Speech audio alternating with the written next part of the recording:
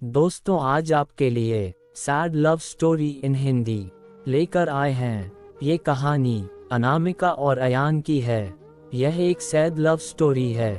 दोस्तों, आगे आप पढ़ेंगे अनामिका और अयान कैसे मिले और एक दूसरे से जुदा हुए। पूरी कहानी पढ़ने के बाद आपको ये कहानी कैसी लगी हमें कमेंट करके ज़रूर बताएं। धन्यवाद। अनामिका मध्य प्रदेश से दिल्ली कॉलेज के लिए आई थी और अयान राजस्थान से उसी कॉलेज में पढ़ने आया था। अयान एक सीधा साधा सा लड़का है जो ना लड़कियों से ज़्यादा बात करता है और ना किसी से ज़्यादा मतलब रखता है। अयान की यह बात अनामिका को बहुत अच्छी लगती है और वह किसी ना किसी बहाने से अयान से बात करने की कोशिश करती है। अनामिका दिखने में क्यूट लगती है। कुछ ही समय में अयान और अनामिका की दोस्ती हो जाती है। अयान धीरे धीरे अनामिका को पसंद करने लगता है। दोनों दिन भर कॉलेज में बातें करते अपने हर लाइक डिसलाइक को शेयर करते हैं और कुछ समय में बहुत अच्छे दोस्त बन जाते हैं। अयान की लाइफ में पहले कभी कोई लड़की आई नहीं थी, जबकि अनामिका के पहले दोस्त थे और वह सबसे बात करती है। अयान को यह पसंद नहीं था। एक दिन बातों में अयान अनामिका को अपने दिल की बात बता देता है। अनामिका उससे एक दिन का वक्त मांगती और कहती है, मैं कल तुम्हें इसका जवाब दूंगी। अनामिका सोचती, जब अयान कॉलेज पढ़ने आया था तब वह सिर्फ पढ़ाई पर ध्यान देता था, पर अब उसका पूरा ध्यान मुझ पर रहता है। अगर मैं इसकी गर्लफ्रेंड बन जाऊंगी तो ये पढ़ाई भूल जाएगा और मुझ में ही लगा रहेगा। यही सब ख्याल अनामिका के मन में होते हैं और दूसरे दिन अनामिका अयान को मना कर देती है और कहती है, मैं तो तुम्हें बस अपना दोस्त समझती हूँ, इससे ज़्यादा कुछ नहीं। मैं यहाँ पढ़ने आई हूँ और कुछ करने नहीं। तुम चाहो तो मेरे दोस्त रह सकते हो। अयान दोस्ती के लिए मना कर देता है और अनामिका को बहुत समझाता है, लेकिन अनामिका कुछ नहीं सुनती।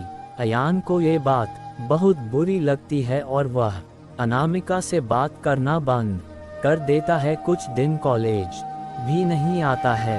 अब अनामिका को भूलकर पूरा ध्यान पढ़ाई में लगाता है और ना किसी से ज़्यादा बात करता है और ना मतलब रखता है।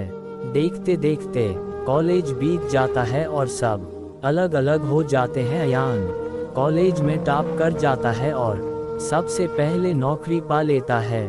2-3 साल बीत जाते हैं, ना अयान को अनामिका का पता रहता है और ना अनामिका को अयान का कुछ पता रहता है। अयान अपनी कंपनी छोड़कर एक नई कंपनी में ज्वाइन करता है, जिसमें उसकी पोस्ट पहले से बहुत अच्छी और पगार दुगनी रहती है। जब अयान पहले दिन ऑफिस जाता है तो उसे पता चलता है अनामिका इस ऑफिस में उसकी जूनियर है। वह उस पर बिल्कुल भी ध्यान नहीं देता है और काम में ही लगा रहता है। कुछ दिनों ऐसा ही चलता है, पर दोनों एक दूसरे को पहले से जानते थे और एक दिन दोनों को एक प्रोजेक्ट के लिए साथ में बाहर जाना पड़ता है। प्रोजेक्ट के बाद ना चाहते हुए भी अयान और अनामिका की बात होने लगती है। अनामिका अयान को समझाती है, आखिर उसने उसको मना क्यों किया था। अयान को अनामिका की बात समझ आ जाती है और दोनों में गहरी दोस्ती फिर से हो जाती है। पूरे ऑफिस में दोनों की दोस्ती के चर्चे होने लगते हैं। अयान सीधा साधा लड़का रहता है, उसको ज़्यादा कुछ समझ में नहीं आता है। अयान कुछ समय बाद अनामिका को डिनर पर ले जाकर फिर से प्यार का इजहार करता है। अनामिका इस बार अयान से मना नहीं करना चाहती, पर उसके पास कोई चारा नहीं है क्योंकि कुछ ही दिनों में उसकी शादी होने वाली रहती है। अनामिका अयान को अपनी शादी की बात बताती है। इस बार अयान का दिल पूरी तरह टूट जाता है। वह बिना कुछ कहे वहां से चला जाता है। अनामिका रात में सोचती है कि अयान से अच्छा लड़का मुझे कभी नहीं मिलेगा। वह फैसला करती है कि कल अयान को हाँ कर दूंगी और मम्मी पापा को अयान से शादी के लिए मना लूंगी।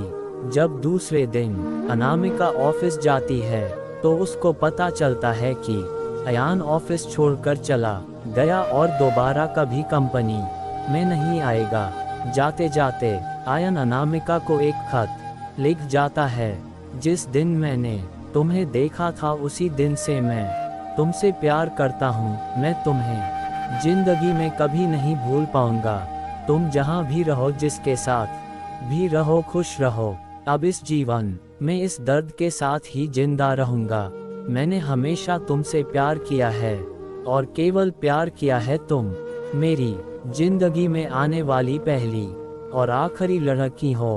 अब ना मेरी जिंदगी में कोई आएगा और ना मैं किसी को आने दूंगा। मैं बस अब तुम्हारी यादों में रहूंगा। आज के बाद पूरी जिंदगी में तुम्हें कभी अपनी शक्ल नहीं दिखाऊंगा। बस भगवान से यही दुआ करता हूँ, तुम जहाँ भी रहो खुश रहो और शादी के लिए बहुत बहुत शुभकामनाएं। अनामिका आयन को खोजने की बहुत कोशिश करती है, पर कई साल के बाद भी उसको अयान नहीं मिलता और वह अपने माँ बाप की पसंद के लड़के के साथ शादी कर लेती। इस तरह दोनों हमेशा हमेशा के लिए एक दूसरे से बिछड़ गए और दर्द के साथ अपनी जिंदगी व्यतीत करते हैं।